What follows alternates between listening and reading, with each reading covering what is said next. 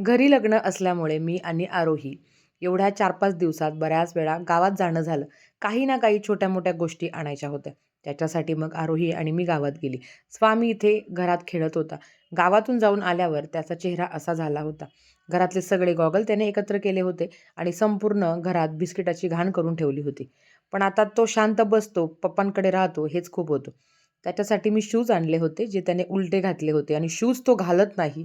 अगदी त्याने अख्खं लग्न पार पाडलं, पण ते त्याने सॉक्सवरच पार पाडलं. शूज तो घालत नाही. आता काय करावं ना ते समजत नाही. कदाचित तो शाळेत गेल्यावरच शूज घालेल, असं तरी मला वाटतं आहे. आणि आरोहीचं पण सेम होतं. तिने सुद्धा कधीच शूज घातले नाही. तिचं सॉक्सवरच होतं. घरी लग्न असल्यामुळे सगळ्या ज्वेलरी काढून घेतल्या. ज्या घालायच्या आहेत त्या एका बाजूला केल्या आणि ज्या नाही घालायच्या त्या एका बाजूला केल्या आणि खूप वर्षांनंतर समजलं, की माझ्याकडे एवढी ज्वेलरी आहे. नाहीतर मी स्वतःला खूप गरीब समजते, की माझ्याकडे काहीच नाही. प्रत्येकीला वाटतं असं, पण जेव्हा आपण आपला पसारा काढतो ना, तेव्हा समजतं, की नेमकी आपल्याकडे काय आहे आणि किती आहे. आज कितीतरी वर्षानंतर मी ते चायनीज खाल्लं. सूप पण आणलं होतं. मग चायनीज आणि सूप आम्ही संध्याकाळी मस्त खाल्लं. त्याच्यानंतर मग मुलांना फक्त वरण-भात केला होता, कारण हे खाऊनच आमचं पोट भरलं होतं. स्वामीने पण थोडं-थोडं खाल्लं.